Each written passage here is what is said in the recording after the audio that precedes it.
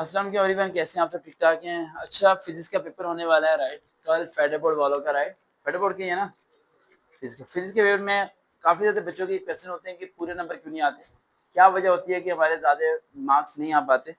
और उसके पीछे 3-4 वजूहत मैं बताना चाहता हूँ। पहला पॉइंट ये कि फिजिक्स में जब भी आपने डेरिवेशन लिखनी है, यानी फॉर्मूले लिखने हैं, F=m में F directly proportional to K, whatever कुछ भी आप लिखते हैं, M1 V1, उन सबको आपने ब्लू मार्कर से लिखना है या ब्लैक मार्कर यूज करते हैं उससे लिखना।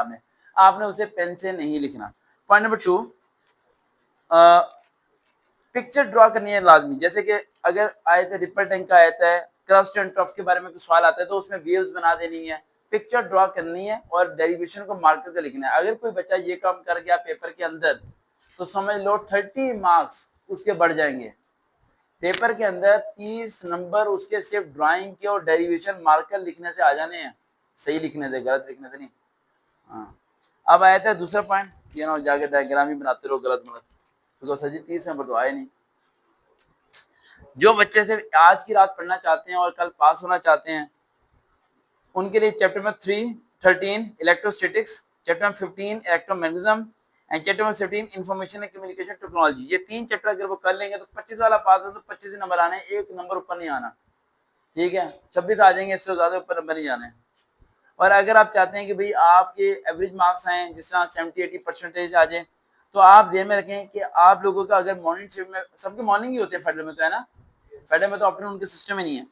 ठीक है, तो उसमें आप लोगों ने करना है chapter number 10 simple harmonic motion, chapter number 12 geometric optics, chapter number 16 basic electrons. ये 3 चैप्टर आपके फुल होने चाहिए अगर आप 70-80 मार्क्स लेना चाहते हैं। ये 3 चैप्टर अगर आप फुल कर लेते हैं तो आपके लॉन्ग क्वेश्चन कवर हो जाएंगे यहाँ पर।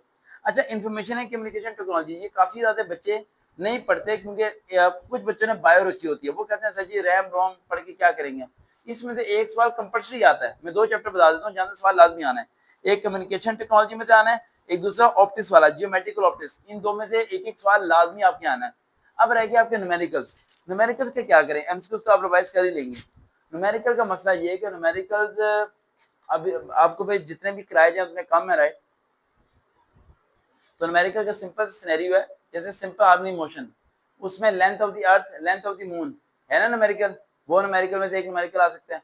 अगर चैप्टर 2 में आप चले जाएं तो वेवलेंथ में से एक न्यूमेरिकल आ सकता है। अब हर चैप्टर में जो जो फॉर्मूले हैं उस फॉर्मूले के रेलिवेंट जो न्यूमेरिकल है ना उसे कर लेना है। अब कुछ ऐसे होते हैं उस फॉर्मूले से रेलिवेंट नहीं होते। मिसाल के तौर पर मैं अगर बात करना चाहूँ चैप्टर नंबर ऑप्टिक्स वाले की, तो उसमें जो न्यूमेरिकल्स हैं वो चैप्टर्स के लॉन्ग क्वेश्चन के इररेलेवेंट है न्यूमेरिकल्स। ठीक है, समझ आई बात, तो उनके आप न्यूमेरिकल्स कम ही करें। अच्छा, एक और बात ध्यान में रखना कि लॉन्ग क्वेश्चन जो से आपके आएंगे वो उन्हीं चैप्टर में से आएंगे जिन चैप्टर से वो न्यूमेरिकल देगा। न्यूमेरिकल और लॉन्ग क्वेश्चन दोनों सेम कैटेगरी के होंगे। ऐसे नहीं होगा कि लॉन्ग क्वेश्चन चैप्टर 2 से आ गया, न्यूमेरिकल चाचा जी ने उठा के चैप्टर 5 से दे दिया। ऐसा नहीं होगा, न्यूमेरिकल भी उसी चैप्टर से आया होगा। अब उस चैप्टर के अगर लॉन्ग क्वेश्चन की जेन में नहीं आपको न्यूमेरिकल सॉल्व करना नहीं आ रहा तो उस चैप्टर का लॉन्ग क्वेश्चन तो आपके जेन में आ जाएगा। उस चैप्टर में जो फॉर्मूला यूज हुआ होगा उस फॉर्मूले को आप लिख देना, जो वैल्यू उसने दी होगी उस वैल्यू को पुट कर देना, देन आपको आंसर आ जाएगा। बस 4 रूल जेन में रखना।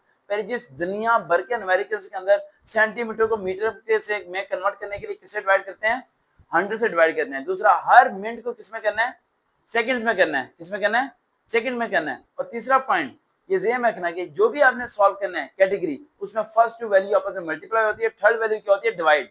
अगर कोई न्यूमेरिकल उसने दिया हुआ और आपको फॉर्मूला नहीं पता तो फर्स्ट 2 वैल्यूज को आपस में क्या कह देना है, मल्टीप्लाई, और थर्ड वैल्यू को क्या कह देना है, डिवाइड कर देना है। तो आपका आंसर आ जाएगा। अगर ना आता तो फिर कीजिएगा, वरना मेहनत करके कीजिएगा। देखते हैं चैनल स्टडी विद सर का भी। अल्लाह हाफिज।